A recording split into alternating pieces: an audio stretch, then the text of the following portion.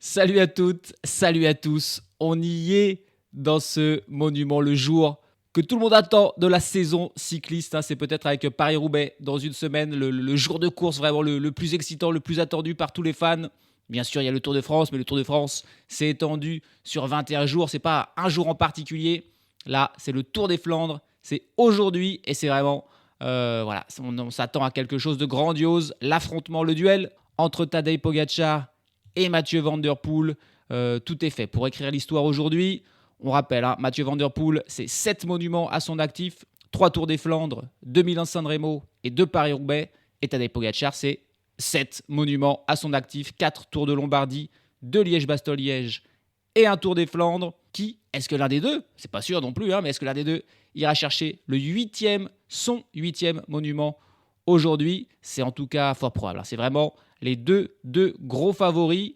Et puis peut-être, si c'est Van Der Poel qui s'impose, l'histoire sera encore plus faite puisqu'il s'imposerait pour la 4e fois. Et ce serait seulement, ce serait le premier. Ce serait le premier de l'histoire à s'imposer 4 fois. Pour l'instant, le record sur le Tour de Flandre, c'est 3 victoires. Il est pour Van Der Poel ainsi que pour Fabian Cancellara, Tom Boonen, Jonan Museeuw, Eric Lehmann, Fiorenzo Magni et Achiel Buys. Voilà, ils sont 7 à s'être imposés 3 fois.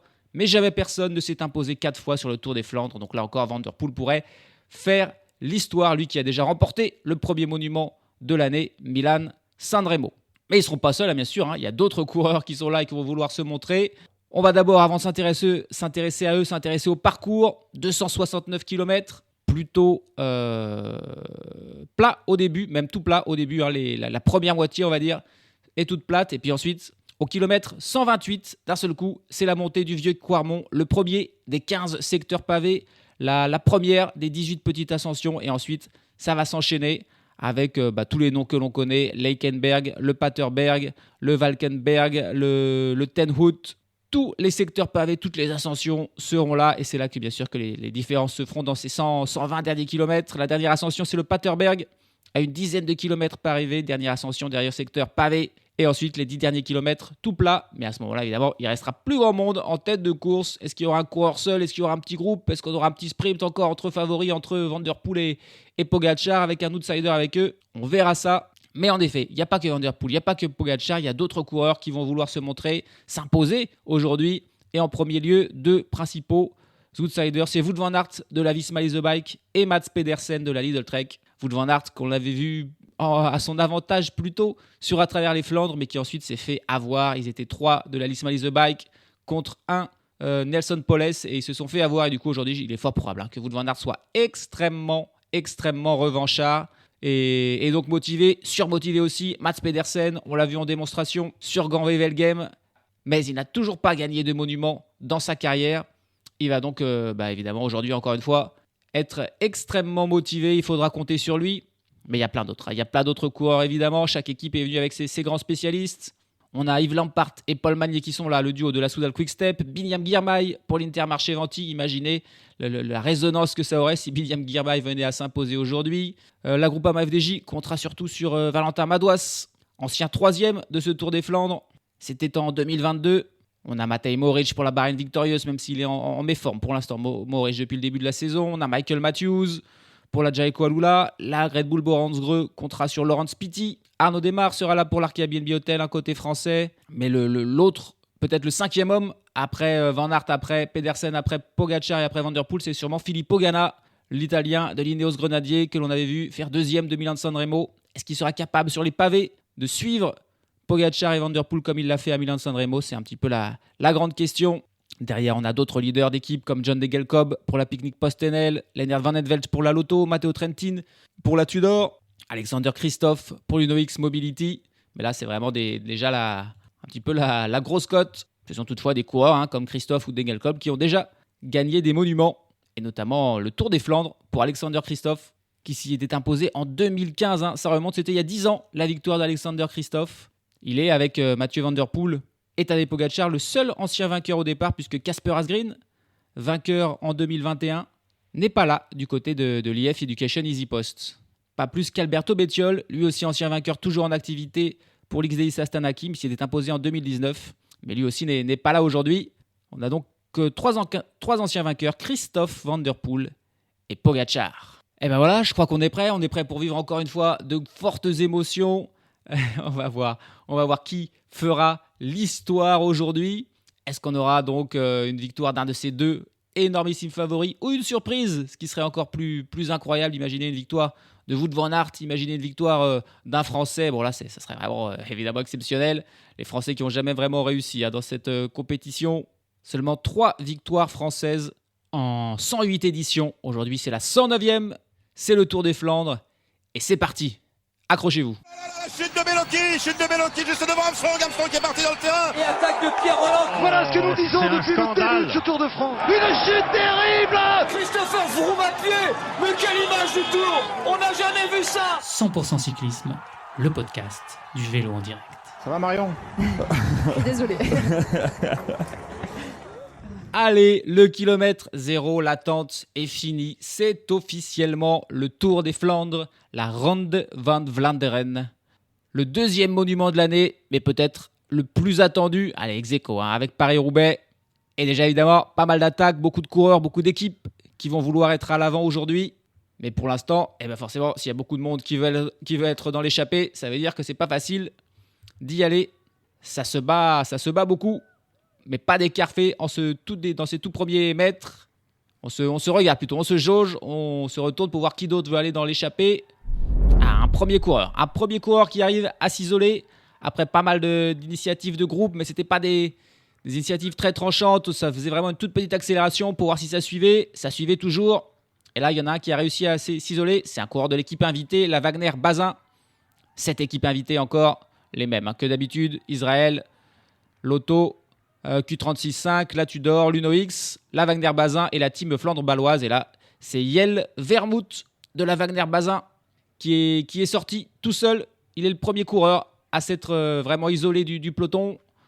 Après 7 km de course, il est évidemment pas une énorme avance, mais au moins il a une vingtaine de mètres, ce qu'on n'avait pas encore vu depuis le début de la course. Pour l'instant, chaque attaque était suivie par l'intégralité du peloton. Impossible pour l'instant. Impossible de sortir du peloton. L'aventure de Jelle Vermouth s'est terminée aussi rapidement qu'elle a commencé. Là, on voit encore des coureurs qui tentent de sortir comme Rory Townsend de la Q36.5.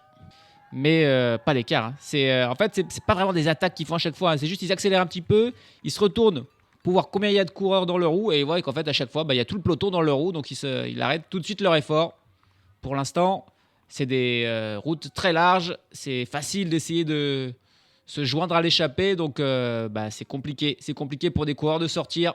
Pour l'instant, le peloton est toujours groupé. Allez, un premier groupe là, ça y est. 249 km de l'arrivée. Ils sont 4 coureurs à être sortis dans ce passage boisé. Et oula, un autre groupe qui tente de sortir immédiatement. C'est peut-être le bon coup. Un groupe de 6-7 coureurs qui va rejoindre devant. Et du coup, derrière, il y a des équipes peut-être qui ne sont pas représentées devant, qui commencent à s'inquiéter. J'ai bien l'impression que ça va rentrer. Ouais, ils étaient trop nombreux d'un seul coup devant. Ils étaient une quinzaine. Et là, 15, c'est peut-être un petit peu trop comme échappé. Ouais, non, le peloton est de retour dans la roue. Mais c'était le premier mouvement d'un groupe qui s'isolait un petit peu. Là, encore une fois, ça aura duré une vingtaine de secondes. Ce sont des échappées à l'espérance de vie assez tristes pour l'instant. Allez, autour de cours de l'Ineos, c'est Bob Jungels qui s'isole, a réussi à prendre quelques encablures là sur le peloton. On essaye de le suivre. Du côté de... Oh, attends, la première chute là. La première chute à l'arrière du peloton. Alors, ça a l'air quand même un petit peu d'aller. Tout le monde se relève, mais on est en début d'étape. On a Lennart Van Etvelt. Ouais, on a Lennart Van Etvelt, le leader de la Lotto. Ils ont un maillot spécial aujourd'hui, la Lotto, pour célébrer je ne sais quoi. Carlos Canal de la Movistar aussi. Bon, ils sont debout. Ils vont devoir peut-être changer de vélo. Ils auront le temps de rentrer. Je pense que ça va. Attention, déjà, une première chute. Ça serait terrible que ça se joue aux chutes. C'est pas ce qu'on veut. Alors que devant, le peloton est en train de revenir sur Bob Jungels. Il était sorti tout seul. Des coureurs ont essayé de le suivre. Mais ensuite, tout le monde a voulu le suivre. Et du coup, ça a ramené tout le peloton. Il n'est pas encore tout à fait repris. Mais ça ne saurait tarder. Alors, au moment où Bob Jungels là est repris, 2 coureurs qui tentent de sortir, des coureurs des équipes belges, la Flandre Baloise et la Wagner-Bazin, ils sont bien sortis là. Ils ont fait un bon jump. Le peloton n'a eu aucun souci à laisser partir ces deux-là. Évidemment, par contre, 2 coureurs, c'est pas assez. On voit des coureurs derrière qui tentent pour essayer de les rejoindre. Et tiens, il y en a un des deux qui se relève. Jules Esther de la Flandre baloise qui reste en tête. Par contre, le coureur de la Wagner Bazin, là, étonnamment, il s'est relevé. On a vu parler à l'oreillette d'ailleurs s'énerver. Peut-être qu'on lui a dit non, c'est pas pour toi, l'échappée c'est pour un autre, donc relève-toi. Bon, du coup, on n'a plus que Jules Esther, seul en tête. Ça va être, encore une fois, ça sent l'aventure de courte durée. Là, il y a un petit groupe, ça y est, qui a réussi à s'échapper. Il y avait encore eu pas mal d'initiatives individuelles. Un coureur de la Q36.5, on avait vu tout seul, repris. Ensuite, on a vu un coureur de la Movistar, Mathias Norsgaard, mener une échappée. Mais là, on a un groupe d'environ 8 coureurs, je crois, qui est sorti à l'instant au kilomètre 232. Enfin, à 232 km de l'arrivée. Derrière, on voit le peloton qui fait bloc. Et du coup, il y a quand même un coureur qui essaye de s'échapper du peloton. Coureur de la Wagner Bazin qui a raté le bon coup, là, ouais. A priori, allez, il a que 15 secondes de retard. Les hommes de tête là ont 15 secondes d'avance sur le peloton. S'il arrive à revenir tout de suite, il prendra le bon wagon. Parce qu'en effet, devant, je ne vois pas de coureur de la Wagner Bazin. Il y a un coureur de la Team Flandre baloise, un coureur de l'Ineos, 2 coureurs de la Picnic Postenel, un coureur d'Astana, un coureur de la Tudor et un coureur de la Q36.5, si je ne m'abuse. Alors tout le monde a des petites vestes contre le froid, donc on voit pas les dossards. Pas facile de savoir encore quels sont les coureurs ici. Mais là, ça sent le bon coup. Il y a un coureur de la Jayco Walou là aussi qui est là. Ça aura mis du temps, hein. Et il faut noter que c'est pas l'Alpecin, hein. C'est pas l'Alpecin, c'est pas la Team Emirates qui empêchait cette échappée de se former, mais c'était bien les autres équipes. En gros, à part ces deux équipes-là, la Lidl Trek et la Visma Is The Bike, toutes les autres, elles veulent mettre un coureur devant. Et du coup, c'était une bagarre entre 20 équipes pour prendre l'échappée. Et là, il y a quelques équipes qui se sont fait avoir. Ils sont bien 8 devant, avec le coureur intercalé de la Flandre baloise, de la Wagner Bazin plutôt. Ils seront peut-être 9, une échappée de 9 hommes. Les vainqueurs de cette guerre un petit peu psychologique, hein. C'était autant physique que psychologique parce que les attaques n'étaient pas toujours tranchantes. C'était juste, on mettait une accélération, on voyait qui était dans la roue. Fallait attendre le bon moment. C'était tactique, stratégique aussi. Et c'était là le bon moment. C'est dur, hein, pour tous ceux qui ont essayé pendant une demi-heure et qui n'ont pas réussi. Ça va être frustrant, hein. Ça va être terriblement frustrant d'avoir essayé plein de fois et de ne pas être réussi à être dans le bon coup. Allez, là, c'est Jens Reindiers de la Wagner Bazin.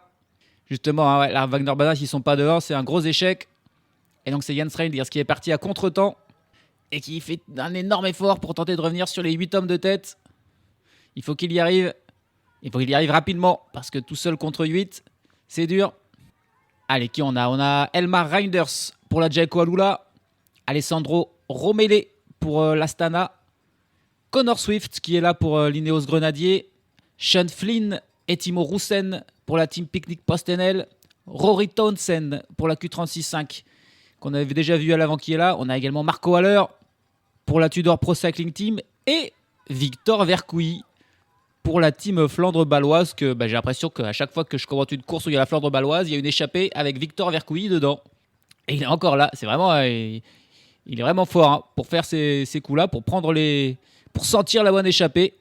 Il est encore devant. Alors que dans le peloton, il y a un coureur d'une équipe qui n'est pas devant, qui tente de sortir. C'est un coureur de la Bahrain Victorious. Mais là c'est un peu tard, hein. Ils sont déjà à 42 secondes. Et il y a encore un autre coureur d'ailleurs qui tente de sortir. Ah oui, ils ont compris, hein.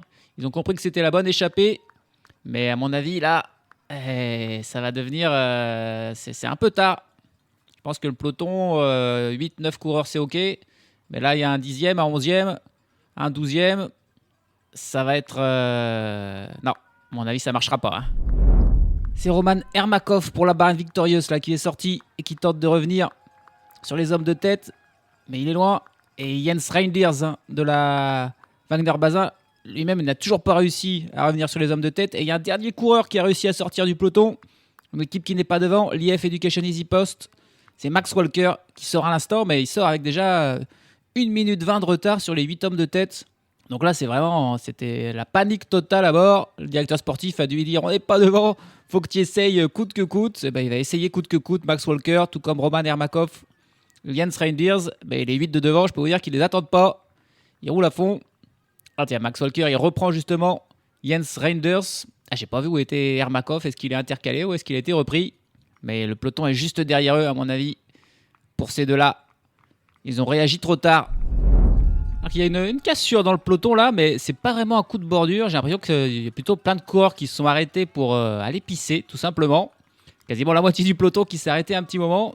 Et du coup, on a un peloton scindé en deux là. On a un groupe de 40 devant, mené tranquillement par les coureurs de l'Emirates et de l'Alpecin. Ça y est, c'est eux qui désormais ont pris les choses en main. Et derrière, le plus gros du peloton, plus de 100 coureurs sont derrière la ligne de voiture. Bon, a priori, il n'y a pas beaucoup de vent au final. On a annoncé du vent. Le vent est finalement pas très très fort. Donc, les risques de bordure et d'être distancés comme ça sont un petit peu moindres. Ils vont sûrement retomber. Alors que là, on a vu une image marrante.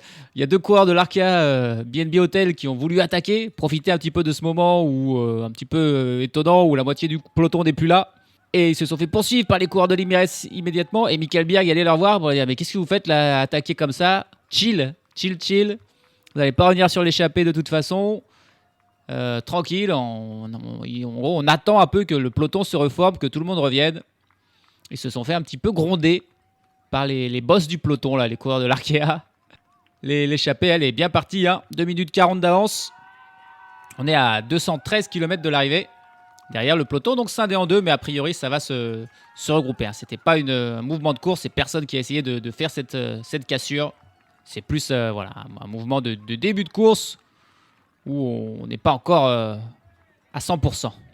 Ah, et d'ailleurs, on voit que Tadej Pogačar, il est dans ce second groupe. C'est sûrement pour ça que Michael Bjerg a dit mollo les gars de l'Arkea, il y a le champion du monde, le meilleur coureur cycliste de tous les temps qui est derrière, donc on va peut-être attendre qu'il revienne avant que tu t'amuses à faire ça. 200 km de l'arrivée, les 8 hommes de tête ont 3 minutes et 46 secondes d'avance sur le peloton, et puis on a toujours intercalé Max Walker et Jens Reinders qui sont à 1 minute 20 derrière les 8 hommes de tête. Roman Ermakov, lui, il a disparu du paysage. Il a été repris par le peloton. On a donc 8 hommes devant, 2 poursuivants qui sont toujours pas revenus. C'est un terrible effort qui s'inflige les pauvres 2 hommes là. Et le peloton derrière. On rappelle le nom des échappés devant: Timo Roussen, Marco Haller, Elmar Reinders, Connor Swift, Victor Vercouy, Alessandro Romele, Sean Flynn et Rory Towsend. 2 Hollandais, 2 Britanniques, un Autrichien, un Italien, un Irlandais et un Belge. Et avec une équipe qui est représentée à 2 reprises avec la Picnic PostNL qui a 2 coureurs. Et puis à noter Timo Roussen, le Hollandais de la team Picnic PostNL justement. Il a fait 14e une fois sur le Tour des Flandres. C'est parmi les coureurs de l'échappée celui qui avait fait le meilleur résultat sur un Tour des Flandres. C'était en 2018, ça remonte, mais voilà, il a été aux portes du tome 10, Timo Roussen. Donc c'est plutôt une course qui lui correspond bien.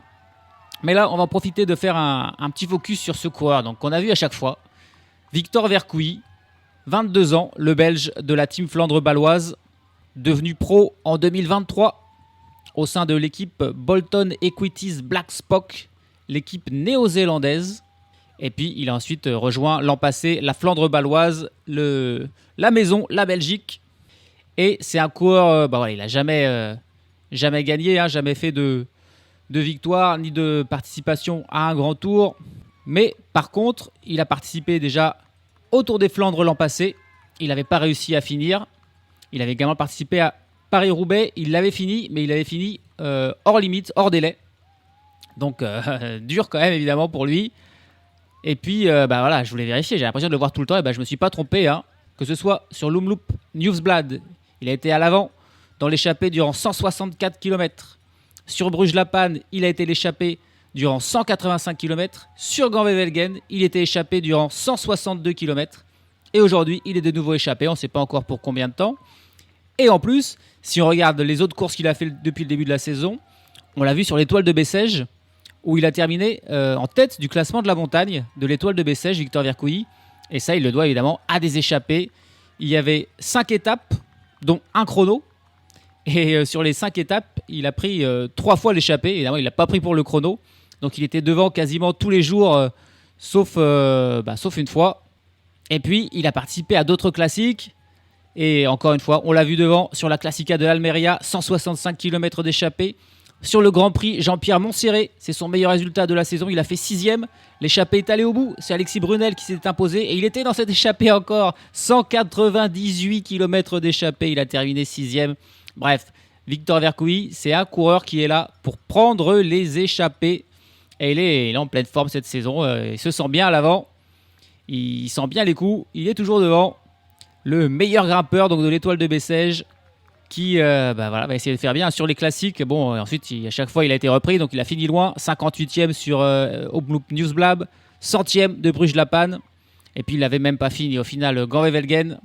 Qu'en sera-t-il aujourd'hui pour Victor Vercouy et pour l'échappée, alors que l'écart vient juste de passer les 4 minutes devant dans le peloton? On n'a que 2 coureurs qui roulent pour maintenir cet écart, éviter qu'il progresse trop.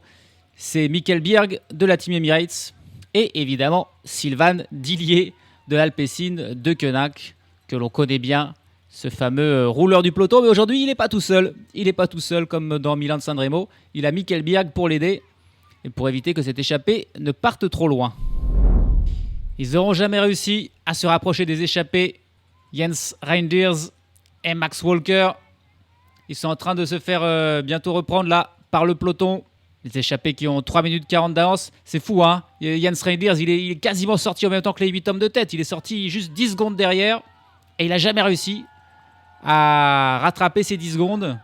Et l'écart qui finalement n'a fait que grandir. Max Walker, lui, il est sorti beaucoup plus tard. Il avait déjà 1 minute 20 de retard, donc c'est plus logique qu'il ait jamais réussi à rentrer. Mais non, ni l'un ni l'autre, c'était mission impossible. Les échappés ne se sont jamais, à aucun moment, relevés, diminué leurs efforts. Et du coup, ils vont être repris à 160 km de l'arrivée. Les 2 hommes, Max Walker pour l'IF Education Easy Post et Jens Reinders pour la Wagner Bazin. 2 équipes qui seront déçues. Ils n'ont pas réussi leur contrat, en gros, d'être devant, d'être dans l'échappée. Ils auront raté le coup. Et du coup, les espoirs de faire un bon tour des Flandres pour ces 2 équipes s'envolent. Et à noter que les échappés sont dans le premier secteur pavé du jour. Alors, c'est un secteur facile, plat, d'Orne, 1,6 km. Rien de terrible, rien de dangereux, mais un passage assez étroit. Et du coup, on voit tous les favoris. Les 4, quatuor magique, les Beatles, Pedersen, Van Aert, Van Der Poel, Pogacar, qui sont tous dans les 10 premières positions du peloton.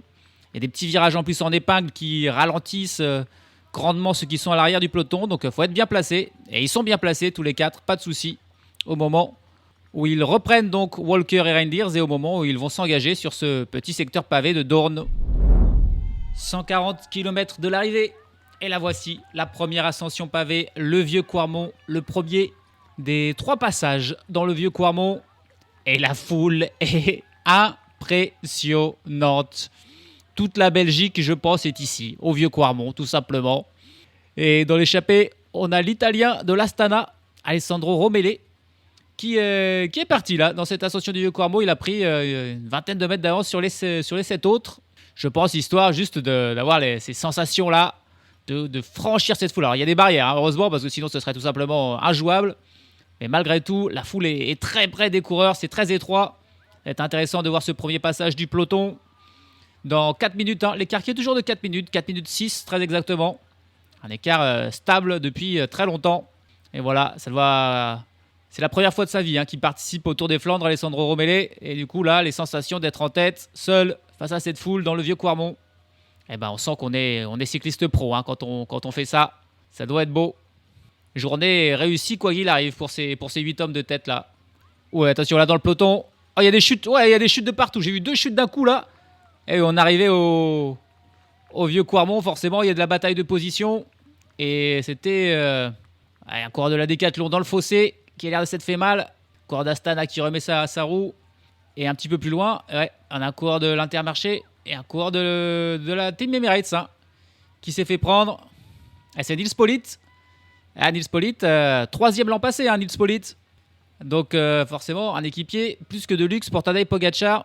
Et lui aussi s'est fait surprendre. Ça a fait deux vagues successives et ça a fait 2 chutes, une plutôt à la fin et une plutôt au milieu du peloton, juste avant d'entrer dans ce Vieux Quarmont pour le peloton.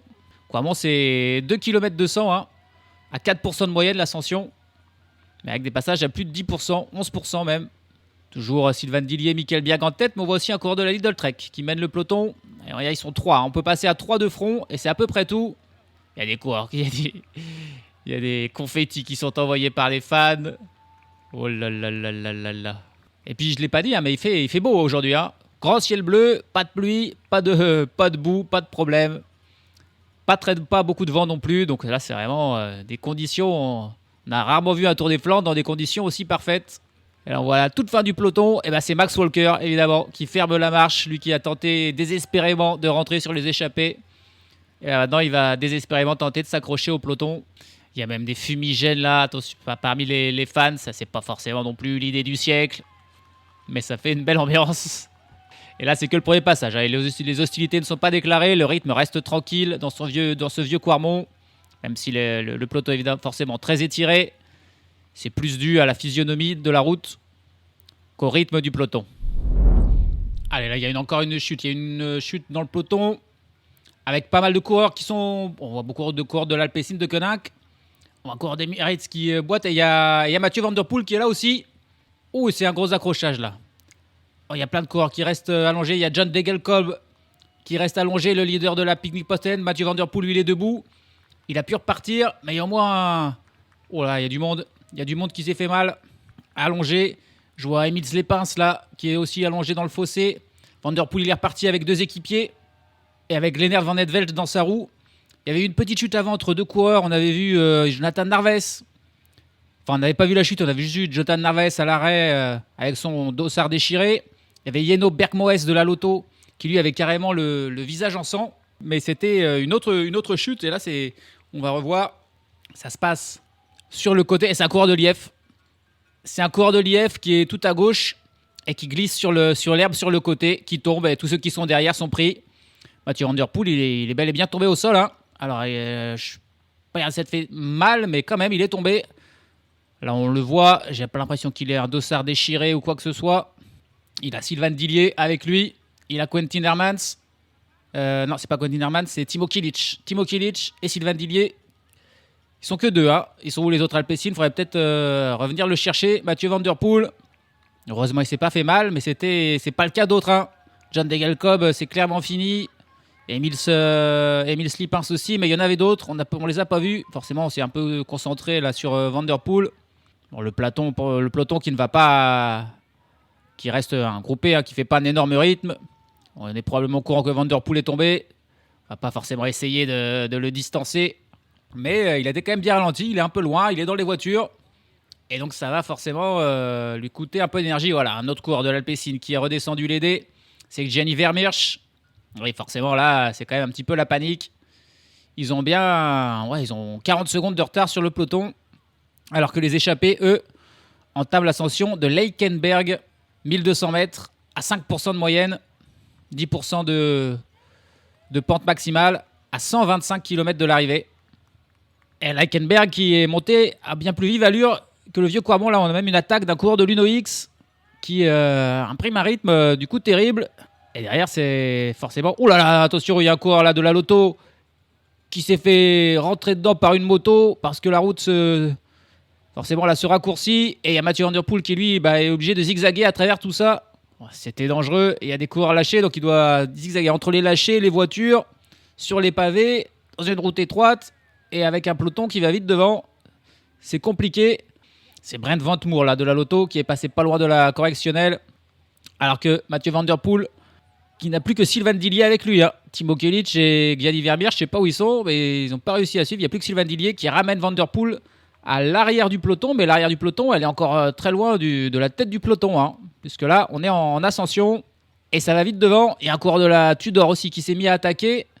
Van Der Poel, hein, qui est, ça y est, de retour à la dernière position du peloton. Mais ça lui a coûté un peu d'effort, plus peut-être quelques séquelles de la chute. Et il va falloir encore qu'il cravache un peu pour retrouver la tête du peloton qui arrive au sommet de Leikenberg. Et l'écart qui, suite à ce mouvement-là, cette accélération, avec l'échappée, s'est raccourci. Hein. Plus que 3 minutes d'écart entre les 8 hommes de tête et le peloton. Ça perd des équipiers d'un côté et de l'autre. Hein. On voit Edward Planckaert qui se fait distancer du peloton, équipier de Mathieu Van Der Poel, alors que Pogačar, lui, il a déjà perdu et Florian Vermeersch et Tim Wellens, qui sont quand même pas n'importe qui. Alors qu'on attaque l'ascension du Molenberg. Elle est courte, mais elle est très pentue. Et un coureur d'Astana en tête du peloton qui tente même d'attaquer en gros. Mais on voit les favoris très bien placés. Mathieu Van Der Poel en 2e position, Pogacar en 4e position, sauf que c'est Pedersen qui est en 3e entre deux, Van Aert en 6e position. Là, on ne se fait pas surprendre, on ne se fait pas avoir. Mais en effet, les équipiers ne sont plus là déjà. Van Der Poel, Pogacar, Van Aert, Pedersen, ils sont tous les 4 quasiment aux 4 premières places et leurs premiers équipiers sont beaucoup plus loin. On a vu Morgado travailler pour la Team Emirates. Mais là, suite à cette petite attaque là, du coureur d'Astana, il n'y a plus aucun équipier. On a un coureur de l'IF, c'est Nelson Poles aussi qui était en tête de ce peloton. Qui va bien, Nelson Poles, le vainqueur d'à travers les Flandres. Et là, c'est un autre coureur d'Astana qui en profite pour attaquer au moment où il est repris. Et lui, il a réussi à sortir par contre. Autant l'autre, on l'a bien suivi dans le Molenberg. Lui, sur le passage plat, désormais, après la montée, on le laisse sortir. Alors, c'est étonnant. On a vu plusieurs attaques d'un coureur de la Tudor. On a vu plusieurs attaques aussi de coureurs de la Jayco Alula. Et maintenant, c'est un coureur de l'Astana. C'est que des coureurs qui ont un équipier devant. Donc, c'est étonnant, puisque du coup, ça fait accélérer le peloton et ça fait diminuer l'écart avec l'échappée. Là, c'est Davide Ballerini pour Astana qui est parti. Et alors, justement, derrière dans le peloton, voilà, un coureur de la Tudor qui tente de le rejoindre.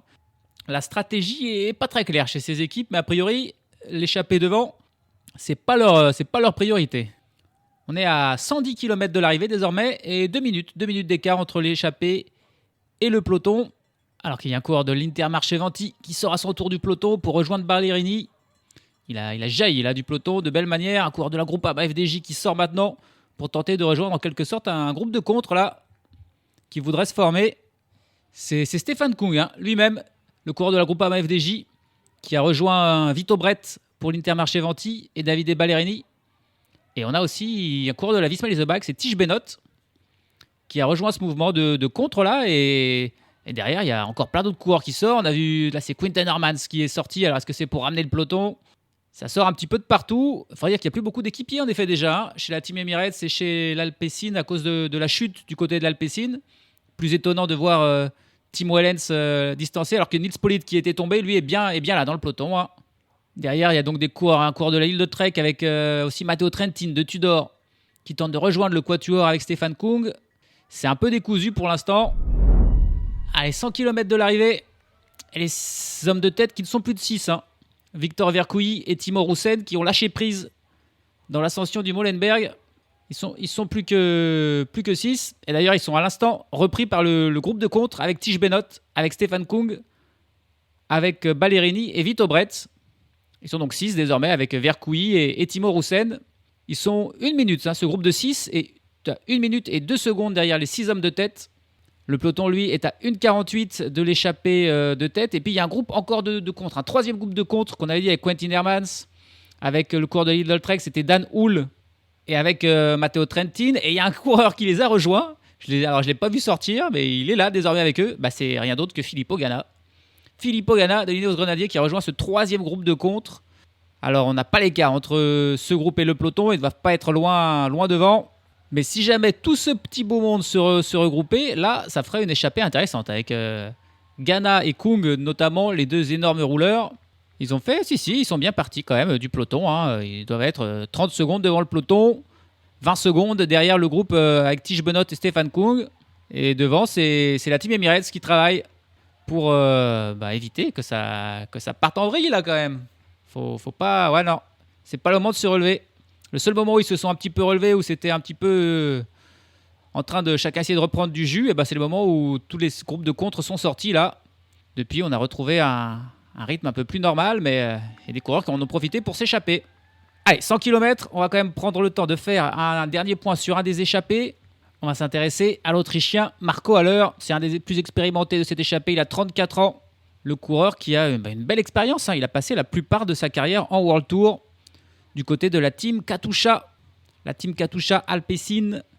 Il a rejoint en 2020 la Bahreïn qui s'appelait alors la Bahreïn McLaren. Il y passe 2 saisons avant de rejoindre la Red Bull où il passe 3 saisons. Donc voilà, il est que dans des belles, des grosses équipes.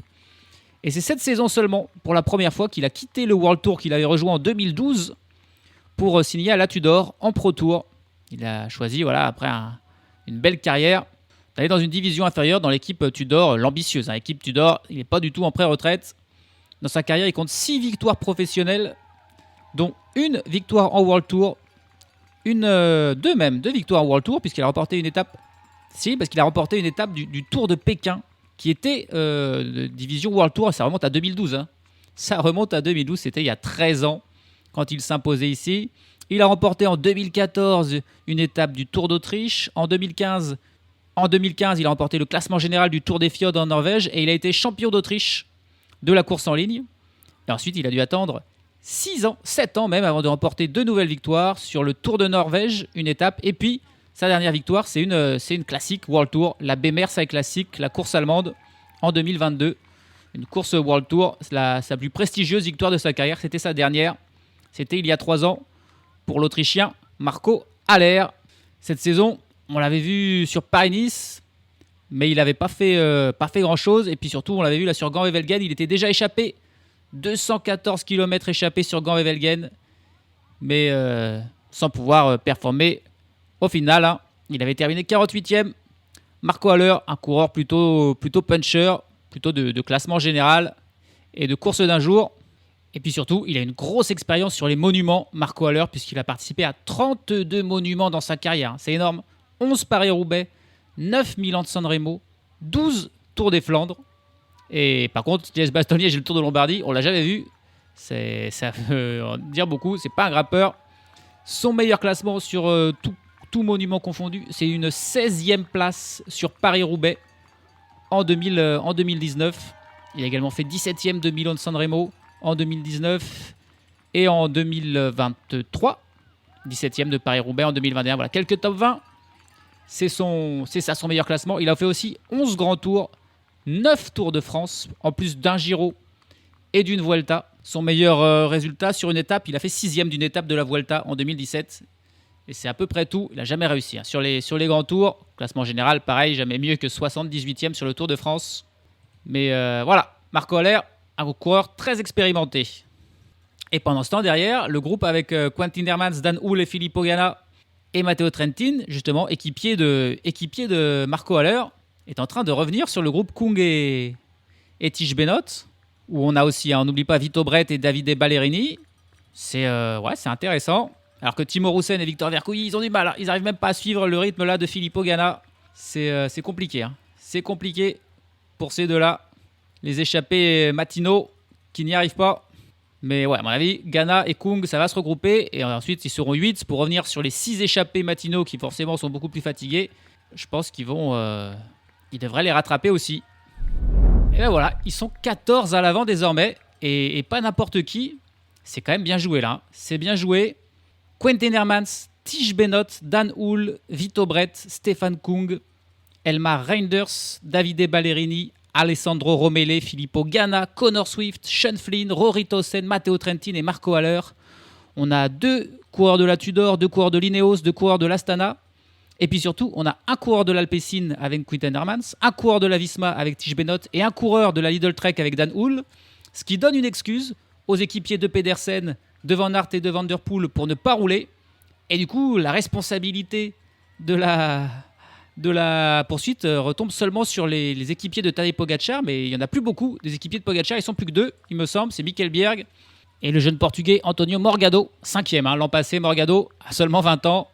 Et du coup, en gros, ils sont 2 contre 14. Alors, il n'y a pas beaucoup d'écart. 49 secondes d'écart exactement entre les 14 hommes de tête et le peloton, mais là, c'est pas tout à fait la même histoire quand même. 14 déjà, c'est beaucoup. Il n'y a pas que des seconds couteaux. Et en plus, il y a des équipiers. Là, on se dit que Connor Swift, il va absolument donner tout ce qu'il a pour Filippo Ganna. Probablement pareil pour Marco Haller pour Trentin ou Romele pour Ballerini. Donc, il y a un petit peu danger. Un petit peu danger pour Pogacar et les autres favoris. Alors qu'on est à 87 km de l'arrivée dans l'ascension du Valkenberg, une ascension sans pavé. C'est Antonio Morgado qui est là en tête du peloton. Et pour Mikel Bjerg, dans cette ascension, on sent que ça devient dur. Et même Nils Polita, il est toujours là, mais pour l'instant, il est un petit peu en retrait. Donc, on ne stresse pas, mais il faut quand même s'activer. Ah, il y a Romele qui s'est fait mal qui s'est claqué, je sais pas. Mais en tout cas, il a lâché l'échappée, Alessandro Romele.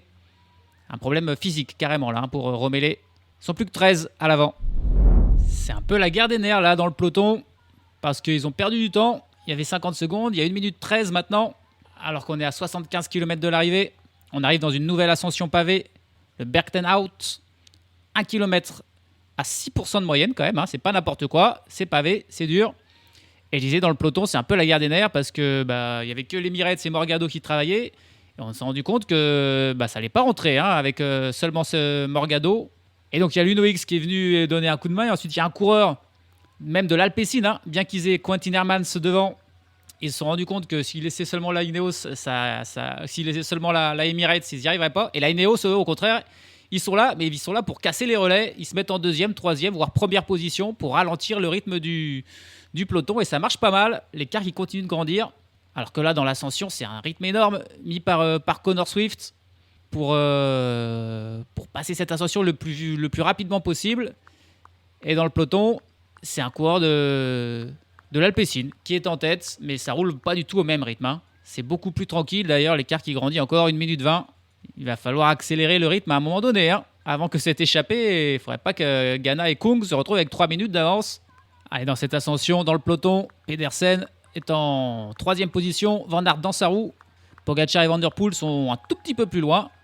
Et la Lidl Trek avec Tom Skujns qui se met aussi à rouler, bien qu'ils aient un homme devant. On commence là aussi à s'inquiéter.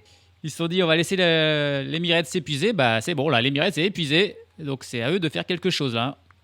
Alors que tiens, une attaque d'un coureur de la Cofidis dans le peloton. Pourquoi pas? On l'avait pas vu encore la Cofidis dans ce Tour des Flandres. Mais il a réussi à sortir du peloton, mais il est sorti tout seul. Peut-être qu'il aurait aimé que quelques coureurs viennent avec lui pour tenter de rejoindre l'échappée. C'est Alexis Renard qui est sorti. Alexis Renard, tout seul, il a vite abandonné. Il aurait aimé qu'on le suive. Il a préféré se relever et retourner au sein du peloton. Florian Vermeersch est venu prêter main forte. Il est arrivé de l'arrière. Il est là pour la Team Emirates et pour Tadej Pogacar. Et heureusement, même si c'est toujours Antonio Morcado qui fait un énorme effort. On l'a vu d'ailleurs remonter de l'arrière. Et Pogacar, quand il l'a vu faire cet effort pour remonter, faire un grand oui de la tête en disant ça c'est un bon gars. Ça c'est mon copain, il a travaillé pour moi. Mais l'écart qui est stable désormais, 1 minute 20. On reste à 1 minute 20, on est à 66 km de l'arrivée. On est dans l'ascension du Kruisberg. Et c'est là le côté non pavé. Et bientôt, on va enchaîner là le vieux Quarmont et le Paterberg. Et il est fort probable que la course explose dans ce deuxième enchaînement Quarmont-Paterberg. Allez, la deuxième ascension du vieux Quarmont. Tish Benoot qui mène le groupe des échappés. L'écart qui a légèrement diminué. Il est passé sous la minute, on a 50 secondes. Et dans le peloton, Tadej Pogacar qui attaque d'entrée dès l'arrivée dans les pavés. Dès les premiers de pavés, il a Wout van Aert directement dans sa roue.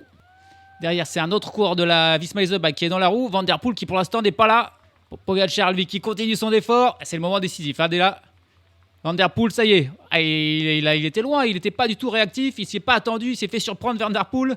Mais il revient à une vitesse extraordinaire. Il zigzague là. Il vient de doubler Vermeersch. Il donne un petit coup à un coureur d'Ineos. Il revient dans la roue de Pedersen qui est en 5e position. Mais il est là. Mais il est revenu à c'est incroyable. Van Der Poel, c'est Pogacar devant Wout van Aert, Matteo Jorgensen, Van Der Poel et Pedersen. Voilà les 5. Les 5 qui restent là. Ils sont en train de avaler Connor Swift qui est lâché. Pogacar qui continue son effort. Pour l'instant, Van Aert est bien. Van Aert, il a Jorgensen, les deux l'ont parfaitement suivi. Van Der Poel, il a réagi avec un temps de retard, mais ensuite il est revenu facilement. C'est Pedersen qui s'accroche le plus difficilement, mais il s'accroche. Par contre, Pogacar, en effet, il est tout seul, quoi. Alors que Van Aert, il a Jorgensen et Benoot devant. Van Der Poel, il a Quentin Hermans devant. Et Pedersen, il a Dan Houle devant. Pogacar, lui, il est tout seul. Et en plus, c'est lui qui mène, qui continue. Alors qu'on est dans une partie plus facile de l'ascension. Et la foule est incroyable. On croirait un Grand Prix de Formule 1, là. Il y a des tribunes, c'est une folie. C'est une folie, ce vieux Quarmont. Vraiment, c'est incroyable. Et là, ils sont régalés, ils sont récompensés de voir les 5 hommes, là. Pogacar, Van Aert, Jorgensen, Van Der Poel et Pedersen, qui ont lâché le reste du peloton. Et ils se relèvent pas. Ils se relèvent pas, Tadej Pogacar. Il continue à un rythme très fort. C'est pas une accélération, c'est juste un rythme très puissant.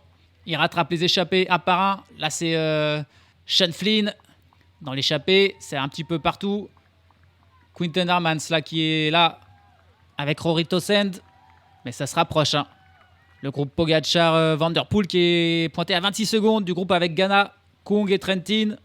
Et les quelques résistants, on ne voit pas trop échapper. On ne sait pas encore qui il reste. On a vu plusieurs qui ont été lâchés, mais on ne sait pas qui est encore avec Ghana, avec Kung. Derrière, le peloton a explosé de partout. Là, ils arrivent au compte-gouttes. Alors là, l'échappée, Kung, Benoît, avec Ballerini, Ghana, les 2 coureurs de la Tudor, Aller et Trentin qui sont encore là, ainsi que Dan Houle. Ils sont 7. Là, l'ascension est terminée, mais ça va vite enchaîner derrière avec le Paterberg. Les échappés qui entrent dans le Paterberg. Alors, c'est très court, c'est seulement 400 mètres, mais c'est à 12% de moyenne, avec des passages à 20%. Et c'est pavé, c'est donc évidemment très dur. C'est Jorgenson qui, derrière, mène le groupe des 5. Il faut dire qu'ils se sont un petit peu relevés. Pogacar, c'est un petit peu... il n'est pas faire tout seul. Les autres n'ont pas trop voulu prendre le relais. Et d'ailleurs, il y a du monde, un groupe de trentaine de coureurs qui revient là sur les 5 stars. Ils sont en train de reprendre Vito Brett, Ballerini et Dan Houle. Et Van Der Poel qui prend la tête, ça joue des épaules entre Jorgenson et Mathieu et Tadej Pogacar et Van Der Poel qui produit son effort. Tadej Pogacar dans sa roue. Et là, c'est un petit peu plus dur pour les coureurs de Visma et pour Mats Pedersen. Quand c'est Van Der Poel, c'est terrible. Et il n'y a que Pogacar qui parvient à suivre l'effort de Mathieu Van Der Poel pour l'instant. C'est intense. C'est Mats Pedersen qui est en 3e rideau avec Jorgenson dans sa roue. Van Aert juste derrière. Ils sont pas loin, mais ils ont pris un cassure. Jasper Stuyven qui est aussi bien placé là pour la Lidl Trek. Il pourra aider. S'ils sont 2 et 2, c'est pas mal. Nelson Paul pas mal classé. Michael Matthews. Valentin Madouas qui passe en 20e position. William Girmay qui est encore plus loin. Ils n'arrivent pas à peser sur la course, tous ces coureurs. On est à 50 km de l'arrivée. Pogacar et Van Der Poel, le duo, ils sont de nouveau ensemble. C'est incroyable. Derrière, il y a Pedersen qui est isolé et qui tente de revenir. Et derrière, on a le trio avec Stuyven, Jorgenson et Van Aert. Ils sont au-dessus. Ils sont au-dessus. Il n'y a pas à dire. Mais ils n'ont pas encore course gagnée. Déjà, il y a encore des échappés dont il faudra se débarrasser. Et puis Pedersen et le duo, on va dire, on a peut-être 2 duos si ça se regroupe. Le duo Pedersen, Stuyven et Jorgenson, Van Aert. Allez, Pedersen, il est rentré en fait sur le duo Pogacar-Van Der Poel. Il lui a fallu un petit temps de retard, un petit peu comme le faisait Filippo Ganna dans Milan-San Remo. Mais il est bien là, Mats Pedersen. Et derrière, les 3 autres sont pas loin derrière. Ils vont rentrer. Jorgenson, Van Aert et Jasper Stuyven. Ouais, ça rentre. Ils seront 6. Un groupe de 6. En poursuite des échappés qui sont toujours devant. 23 secondes devant le groupe avec Kung et Filippo Ganna. Derrière les 6 hommes là avec Pogacar et Van Der Poel, on voit Nelson Poles avec 2 autres hommes avec lui. Et derrière, on va dire le peloton principal, une trentaine d'hommes. On a vu Girmay et Madouas notamment. Et on va enchaîner avec le Koppenberg. Et l'ascension du Koppenberg désormais, cette fameuse ascension où l'an passé, tout le monde avait dû grimper à pied, sauf Mathieu Van Der Poel qui était passé. Les échappés, on voit Marco Aller, qui est en difficulté, c'était le seul rescapé de l'échappée matinale. Tous les autres, c'est ceux qui sont venus en contre. Et derrière, le groupe des favoris, c'est Tadej Pogacar qui prend la tête. Après l'attaque de Pogacar dans le vieux Quarmont, c'était Van Der Poel dans le Koppenberg qui sera là. Pour l'instant, c'est Pogacar avec Van Der Poel, Pedersen dans la roue, et ça lâche pour les deux Visma. Ça lâche pour Van Aert et Jorgenson. Ça lâche aussi pour Jasper Stuyven. Il n'y a que Pedersen qui parvient à revenir. Devant, c'est Stefan Kung qui mène le peloton avec Tige Benoît dans sa roue, Davide Ballerini qui est pas mal. Ça lâche un petit peu plus pour Filippo Ganna. Pogacar qui continue son effort avec Van Der Poel, Pedersen qui s'accroche joliment. Il est en train de lâcher un petit peu. Ça y est, il est en train de lâcher Mats Pedersen. Il n'y a plus que Van Der Poel et Tadej Pogacar. Ils sont même pas la roue l'un dans l'autre. Ils sont l'un à côté de l'autre. Ils vont au même rythme. Et devant, Stefan Kung, il est en tête avec Tige Benoît, Ballerini. Alors que Trentin et Ganna et Dan Houle voient Tadej Pogacar revenir. Mais il y a plus que 10 secondes entre Kung et Pogacar et Van Der Poel. Derrière, les Visma, ils ont explosé. Mats Pedersen est à 10 secondes derrière.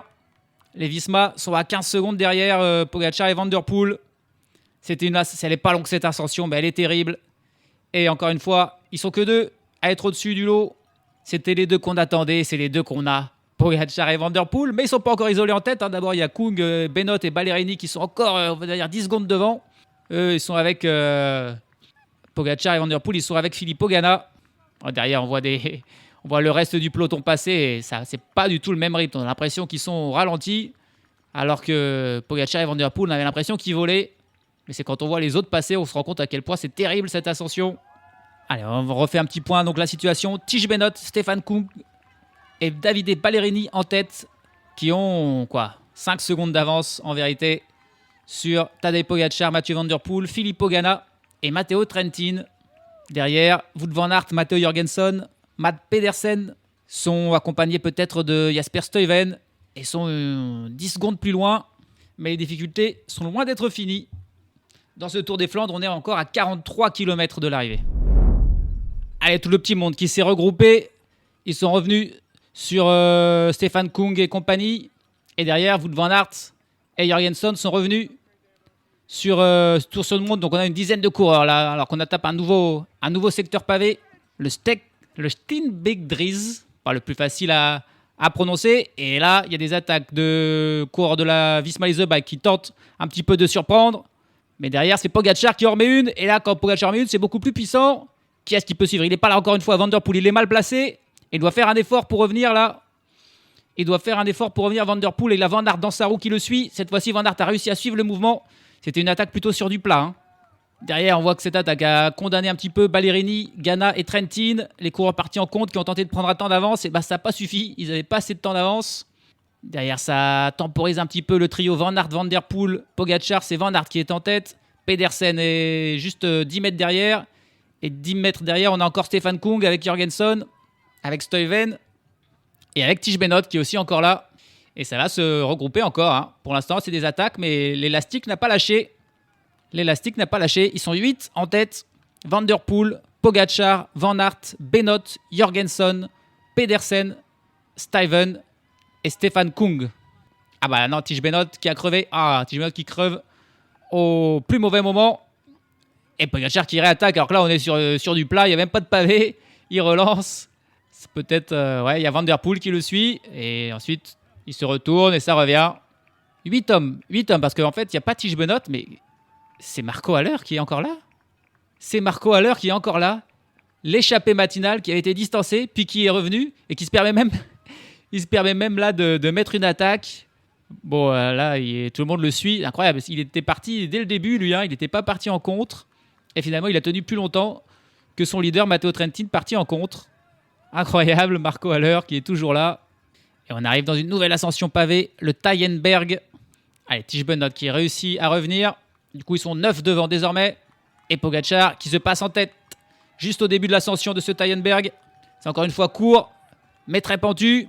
Est-ce qu'il va réussir à distancer définitivement tous ces coureurs? Pour l'instant, il les distance, mais après, à chaque fois, ils reviennent. Van Der Poel qui s'accroche dans sa roue, qui pousse Wout van Aert pour prendre la roue de Van Der Poel. Et Van Aert, il est en train de craquer de nouveau. Pedersen qui s'accroche. Alors, le trio qui s'envole de nouveau. Derrière, ils ont du mal, mais bon. On les a vus revenir à chaque fois. On verra ce que ça va être. Là, c'est toujours Pogačar qui mène. Van Der Poel dans sa roue, sans souci. Pedersen qui zigzague, mais qui s'accroche joliment. Wout van Aert qui est en 4e position, mais déjà à 15 mètres derrière. Le trio Pogačar, Van Der Poel, Pedersen qui ne perd pas un mètre pour l'instant. Même si on sent qu'il sonne beaucoup. Et Pogačar qui ne distance pas Mathieu Van Der Poel, qui s'accroche dans la roue. Toujours. Il sait qu'il est plus fort que lui au sprint, Mathieu Van Der Poel. Donc il se dit que s'il arrive juste avec Pogačar, il doit s'imposer. C'est pas la même chose s'il y a Pedersen avec eux. Et là, il y a Pedersen avec eux. Il est là, Mads Pedersen. Ça serait quand même cool. Hein. Si Mads Pedersen arrivait à remporter la victoire par contre, derrière, ça a explosé. Là, je pense que l'écart, il est peut-être bien définitif. Il y a peut-être bien 20 secondes là. Avec les 3 cours. Après, ils sont 3. Ils sont 3 à la Visma. Ils ont Van Aert, Jorgensen et Benoot avec Kung et Jasper Stuyven. Derrière, Marco Haller, il est plus là. Hein. Il est lâché. C'est fini avec Ballerini, avec Ganna. Et avec Trentin, eux, on ne les reverra pas. Ça, c'est sûr. Est-ce que les 3 Visma, ils vont réussir à bien travailler, bien s'entendre pour revenir sur le trio Pogačar, Van Der Poel, Pedersen? Est-ce qu'ils vont s'entendre d'ailleurs les 3? Est-ce que Mads Pedersen va passer des relais? Je pense pas. Il va plutôt s'accrocher. Il reste encore 3 monts pavés. Le Kruisberg, le Vieux Quarmont et le Paterberg. On est à 36 km de l'arrivée. Et là, on a le premier écart, 17 secondes. 17 secondes entre le trio Pogačar, Van Der Poel, Pedersen et les 5 poursuivants que sont Van Aert, Benoot, Jorgensen pour la Visma Lease Bike, Jasper Stuyven et Stefan Kung qui s'accrochent. Et désormais, On est dans le Kreuzberg et c'est reparti avec Pogačar en tête. Derrière les trios de la Visma, ils sont revenus pas loin, ils sont revenus à 5 secondes, mais ils n'ont pas réussi à revenir. Et derrière, Pedersen, c'est trop dur sur cette accélération de Pogačar. Il n'y a que Van Der Poel qui peut s'accrocher. Ah là là, il s'est accroché le plus longtemps, Pedersen, mais là, celle-ci, elle est dure. On est à 29 km de l'arrivée. Et Van Der Poel, par contre, lui, il le suit sans souci. Comment faire pour se débarrasser de Mathieu Van Der Poel? Tadej Pogačar, même quand il l'a surpris, il a attaqué 2 fois. Van Der Poel était assez loin et il est revenu facilement. Et là, forcément, quand il est dans sa roue, il lui prend pas 1 mètre. On a l'impression qu'il est plus fort, Mathieu Van Der Poel.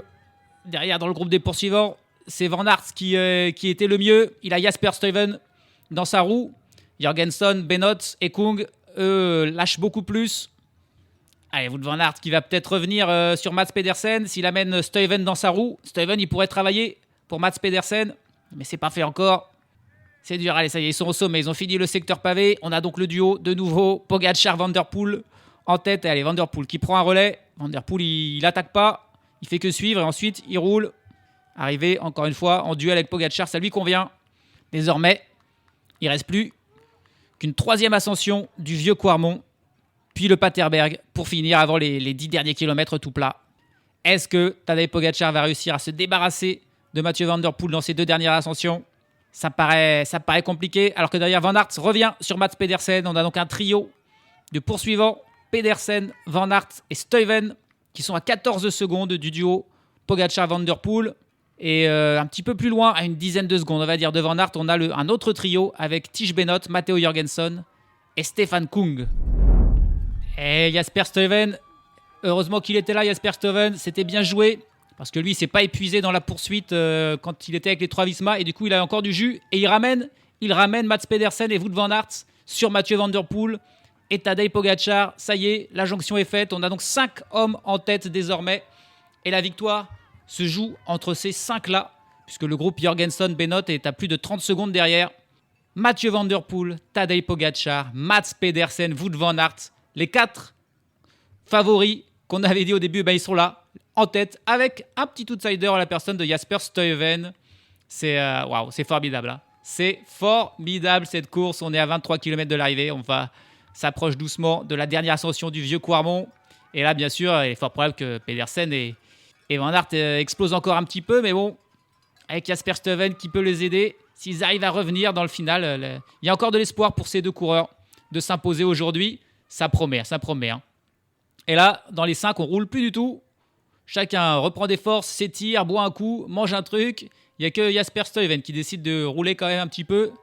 Ouais, là, on reprend des forces pour les 5 hommes. C'est vraiment là, c'est d'un seul coup le petit calme avant la dernière tempête. Oh là là, j'ai les mains qui tremblent. L'excitation est tellement palpable. On y est dans ce vieux Quarmont. L'avant-dernière ascension du jour. On est pour l'instant dans le faux plat avant. Et il y a une attaque là de Wout van Aert. C'est Wout van Aert, c'est bien joué. Il sait que dans l'ascension, il a du mal. Et donc, il essaie de partir dans ce passage où c'est juste en faux plat. Il peut prendre un petit peu d'avance. Et ouais, derrière, ça se regarde un petit peu. Et du coup, c'est Pogačar qui prend la tête des 4 hommes. C'est bien joué, Wout van Aert, qui attaque donc le vieux Quarmont avec 3 secondes d'avance, on va dire, sur Pogačar et Van Der Poel. Et Pedersen et Stuyven, évidemment, qui sont tranquillement dans la roue. Mais bien sûr, on n'est pas encore dans les pavés, dans les passages les plus pentus, où Pogačar va tenter d'accélérer pour se débarrasser, enfin, de Mathieu Van Der Poel. Van Aert, il joue son va-tout, en quelque sorte. Hein. Il les a bien surpris au début, mais là, l'écart qui diminue, Pogačar qui revient. Et là, on arrive, boum, dans les pavés. Et Pogačar qui reprend Wout van Aert. Allez, Pogačar qui continue, Van Der Poel qui s'accroche. C'est beaucoup plus dur. Allez, attention, il est en train de perdre du temps. Il est en train de perdre du terrain, Mathieu Van Der Poel. Il est en train de perdre du terrain. Ah là là, il s'accroche vraiment, mais c'est centimètre par centimètre qu'il est en train de perdre. Oui, ça y est, il lâche. Il a craqué là. Il est en train de craquer, Mathieu Van Der Poel. Ça y est, Pogačar qui s'envole là. 18 km de l'arrivée. Ah, c'est fabuleux ce qu'on est en train de vivre. Il l'a mis. Ah oui, ça y est. Il l'a usé. C'était quoi, sa 5e, 6e accélération dans une ascension pavée. Et Mathieu Van Der Poel même, il est en train de se faire reprendre là par Wout van Aert, Pedersen et Stuyven. Il les a immédiatement attendus. Il a compris. Il a explosé même. Hein. Van Der Poel est en train de se faire doubler par Wout van Aert. Il se dit peut-être aussi, Van Der Poel, que tout seul, il n'arrivera pas. Mais s'ils sont 4 avec Pedersen, Van Aert et Stuyven, ils pourraient revenir.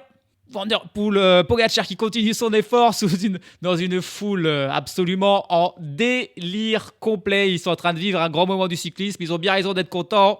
Derrière, c'est Van Aert qui mène la poursuite avec Van der Poel dans sa roue. C'est beau ce que fait Van Aert derrière. Pedersen et Stuyven sont juste derrière. Ils ont 10 mètres derrière. Mais ils vont revenir le quatuor. C'est pas encore fait. Il y a un écart, c'est vrai. Il y a peut-être déjà 10 secondes entre Pogačar et les 4 autres. Mais on n'est pas encore arrivé. 18 km. Et Pogačar, forcément, il a beaucoup donné. Et il reste encore une ascension en plus.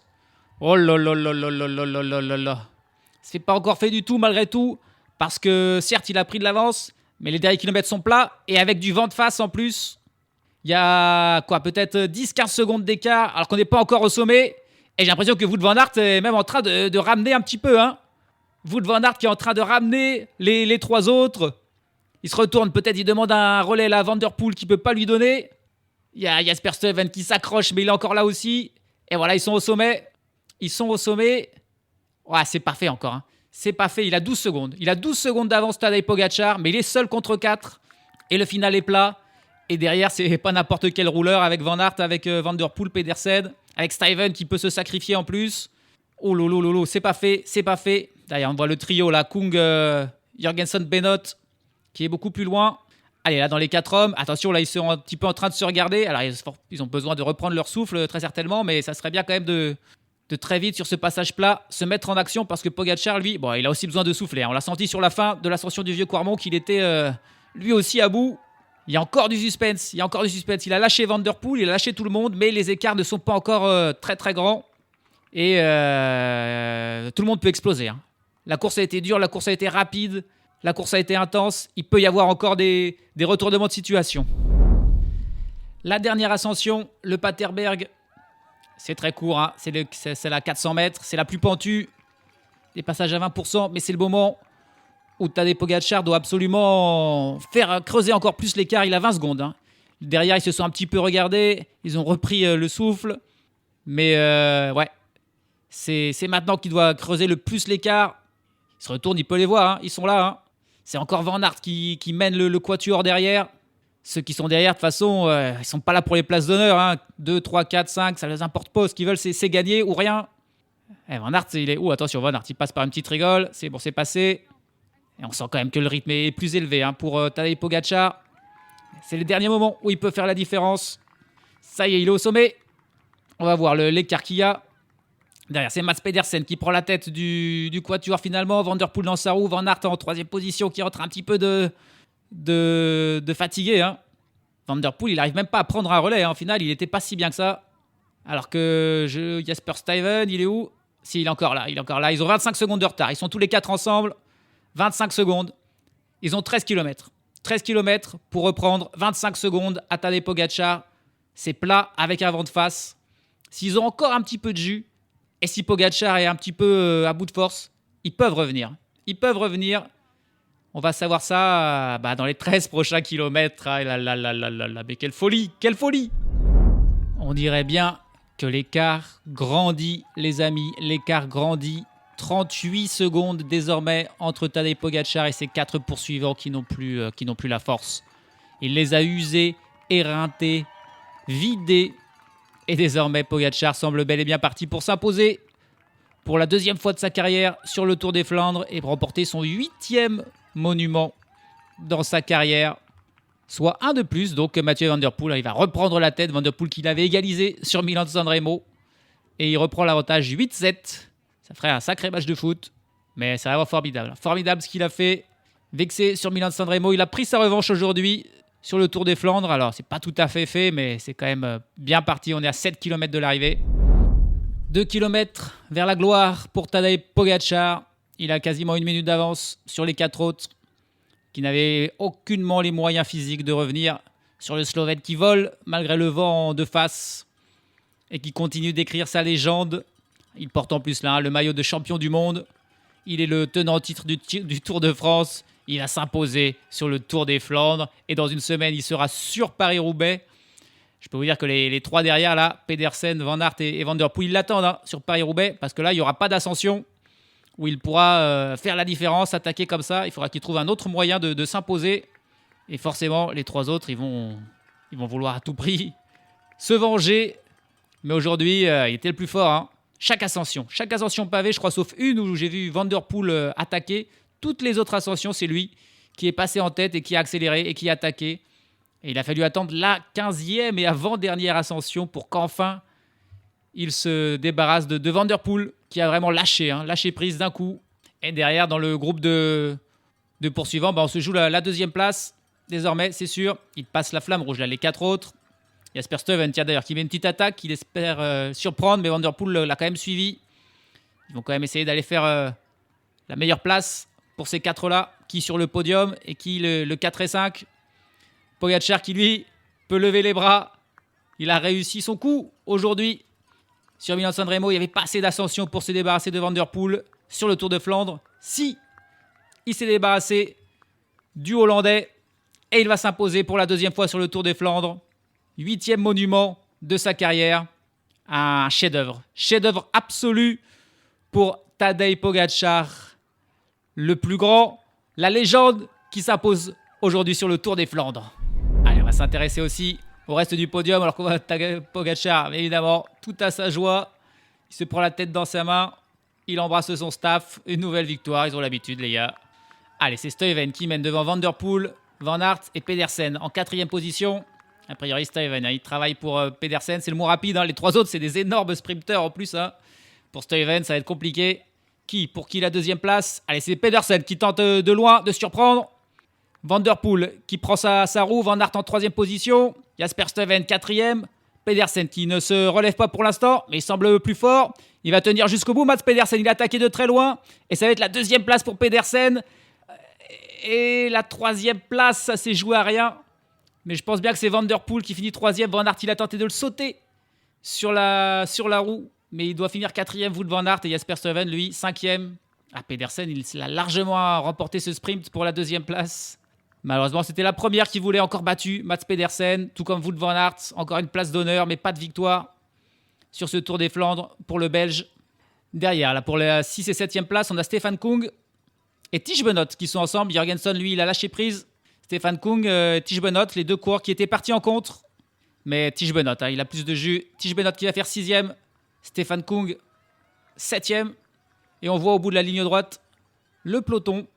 Matteo Jorgenson qui va être repris. Il y a un groupe de 20-30 coureurs là, qui arrivent pour se disputer le reste du top 10.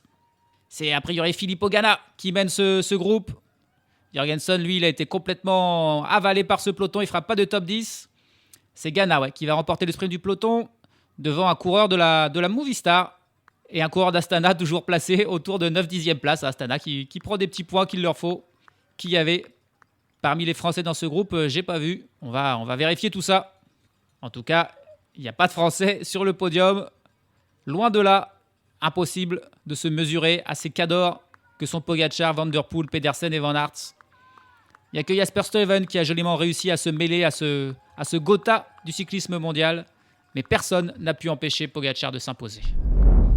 Et de 93 pour Pogačar, 8e monument, mais 93e victoire en carrière, alors qu'il n'a que 26 ans, je le rappelle. Il est parti pour battre tous les records qu'il y a à battre dans le vélo. Tadej Pogačar qui s'impose au final avec 1 minute et 1 seconde d'avance sur Mats Pedersen et Mathieu Van Der Poel. Wout Van Aert termine à une très frustrante 4e place devant Jasper Stuyven, 5e. Derrière, Tiesj Benoot prend bel et bien la 6e place devant Stefan Kung. Filippo Ganna gagne le sprint du peloton à 2 minutes 19. Il devance Ivan Garcia Cortina de la Movistar et Davide Ballerini de l'XDX Astana Team. Derrière, dans ce groupe, on trouve un des coureurs comme Laurens Pitty, 11e, Michael Matthews, 13e. Les premiers Français, Aurélien Paré-Peintre, 16e, et Valentin Madouas, 17e. Magnus Sheffield est aussi là, 20e. Matej Mohoric, 21e, Fred Wright, 23e. On avait encore ici Yves Lampaert, 38e, ou Nelson Poles, 42e. Dylan Van Baarle également, 46e et dernier de ce peloton. Arnaud Démare finit quant à lui finalement 58e en compagnie d'Alexander Kristoff notamment. Le dernier groupe termine à 10 minutes 18. Et on y retrouve Lewis Haskey qui termine 113e et dernier, le Britannique de la Groupama FDJ, qui finit donc, qui clôt ce Tour des Flandres à plus de 10 minutes de Pogacar. Et derrière, on a bien sûr eu plein d'abandons. Des coureurs comme Lennart Van Etvelt, comme Victor Vercouy, notre ami Vercouy échappé, qui n'a finalement pas réussi à terminer ce Tour des Flandres. Ou encore le Français Adrien Petit, qui avait été pris dans la chute là avec Dengelkom notamment, qui a également dû abandonner, ou Emils Lepins. Ils sont nombreux, encore une fois, à ne pas avoir fini ce monument, remporté par l'inévitable Tadej Pogacar. Prochain rendez-vous pour Pogacar, c'est Paris-Roubaix, mais pour 100% cyclisme, ça commence dès demain avec le Tour du Pays Basque. Et oui, le cyclisme ne s'arrête pas cette semaine, le Tour du Pays Basque, une course très vallonnée qui sera très intéressante à suivre. Alors, il n'y aura pas évidemment de Pogacar, il n'y aura pas non plus de Vingegaard, pas de Roglic, pas de Remco Evenepoel qui n'a toujours pas commencé sa saison. Et donc, ça sera très ouvert. Ça sera très ouvert pour savoir qui va remporter ce Tour du Pays Basque. On a des favoris comme Joao Almeida, Enric Mas, Peyo Bilbao, Mathias Kielmose, Marc Hirschi, Romain Grégoire, Santiago Buitrago. Bref, plein de noms potentiels pour la victoire, mais vraiment aucun gros favori. Donc, ça sera plein de suspense et ça commence dès demain. Ça sera durant 6 jours jusqu'à samedi et ensuite dimanche Paris-Roubaix. Bref, du vélo tout le temps sur 100% cyclisme. Allez, on se remet de nos émotions pour l'instant pour ce soir. Salut à tous, salut à toutes.